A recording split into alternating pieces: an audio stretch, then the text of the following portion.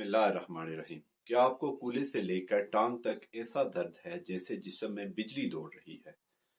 क्या कभी अचानक उठते वक्त टांग में खिंचाव या सुन होने का एहसास होता है? बहुत से लोग इसे आम कमर दर्द समझकर महीनों नजरअंदाज करते रहते हैं, लेकिन हकीकत में ये शटीका हो सकता है। एक ऐसा मसला जो आहिस्ता आहिस्ता इंसान की रोजमर्रा जिंदगी तबाह करना शुरू कर देता है। शुरू में सिर्फ हल्का दर्द महसूस होता है, फिर आहिस्ता आहिस्ता दर्द कूल्हे से रान और रान से पिंडली तक उतरना शुरू हो जाता है। बाज लोगों को ऐसा लगता है जैसे टांग में सुइयां चुभ रही हों। कुछ को जलन होती है और कुछ लोगों की टांग कमजोर पड़ने लगती है। खतरनाक बात यह है कि अक्सर लोग दर्द कम करने वाली दवाएं खाकर वक्ती सुकून ले लेते हैं, लेकिन असल बीमारी अंदर ही अंदर बढ़ती रहती है। यही वजह है कि बाद में बैठना, चलना, गाड़ी चलाना, हत्ता कि सोना भी मुश्किल हो जाता है। शटीका दरअसल जिस्म की सबसे बड़ी नस है। ये नस कमर के निचले हिस्से से शुरू होकर कूल्हे और फिर टांग तक जाती है। जब किसी वजह से इस नस पर दबाव बढ़ता है तो दर्द, जलन, सुन होना और खिंचाव जैसी अलामत जाहिर होना शुरू हो जाती हैं। ज्यादा देर बैठे रहना, मुसलसल मोबाइल या कंप्यूटर इस्तेमाल करना, गलत तरीके से वजन उठाना, मोटापा, वर्जिश न करना या स्लिप डिस्क जैसे मसाइल इसकी बड़ी वजूहात बन सकते हैं। कुछ लोगों में ये दर्द सिर्फ एक टांग में होता है, जबकि बाज लोगों में ये इतना शदीद हो जाता है कि चंद कदम चलना भी मुश्किल होने लगता है। बहुत से लोग एक बड़ी गलती ये करते हैं कि जैसे ही दर्द शुरू होता है फौरन आराम शुरू कर देते हैं और कई कई दिन बिस्तर पर पड़े रहते हैं। हालांकि मुसलसल लेटे रहने से बाजुकात मसल्स मजीद कमजोर हो जाते हैं। इसी तरह कुछ लोग गर्म पट्टी या दर्द कम करने वाली दवाओं पर इतना इन्हिसार कर लेते हैं कि असल वजह जानने की कोशिश ही नहीं करते।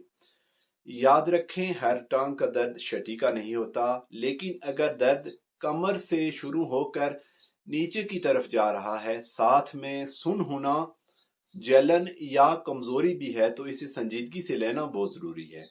अब सवाल यह है कि आखिर शटीका से बचाव कैसे मुमकिन है। सबसे पहले अपनी रोजमर्रा आदतों को बदलना जरूरी है।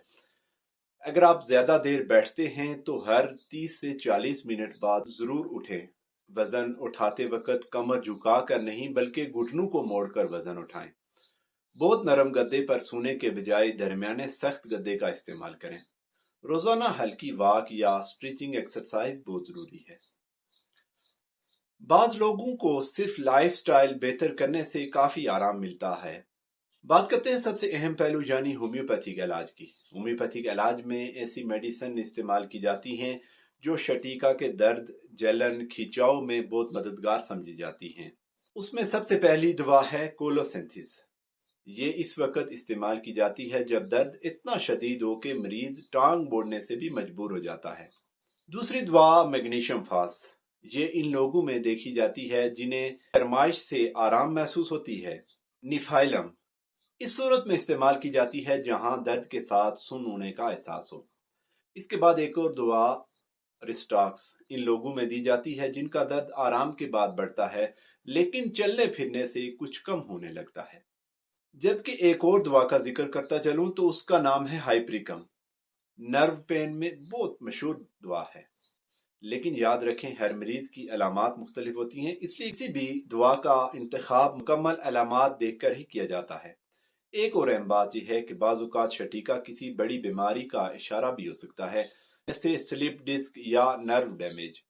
अगर दर्द के साथ पेशाब पर कंट्रोल कम हो रहा हो, टांग में ताकत खत्म हो रही हो या दर्द मुसलसल बढ़ रहा हो तो फौरन डॉक्टर से राब्ता करना चाहिए। अक्सर लोग पूछते हैं कि क्या शटीका हमेशा के लिए खत्म हो सकता है। इसका जवाब ये है कि अगर शुरू में तवज्जो दी जाए, अपना लाइफस्टाइल बेहतर किया जाए, वर्जिश की जाए और सही इलाज किया जाए तो बहुत से लोगों को शटीका से मुकम्मल निजात मिल जाती है। लेकिन अगर इसको मुसलसल नजरअंदाज किया जाए तो यही मसला महीनों बल्कि सालों तक इंसान को परेशान करता रहता है। इसलिए अपने जिस्म के इशारों को समझें, दर्द को मामूली ना समझें और वक्त पर कदम उठाएं। नाजरीन, अगर आपको वीडियो पसंद आई हो तो वीडियो को लाइक और शेयर जरूर करें। अल्लाह हाफिज।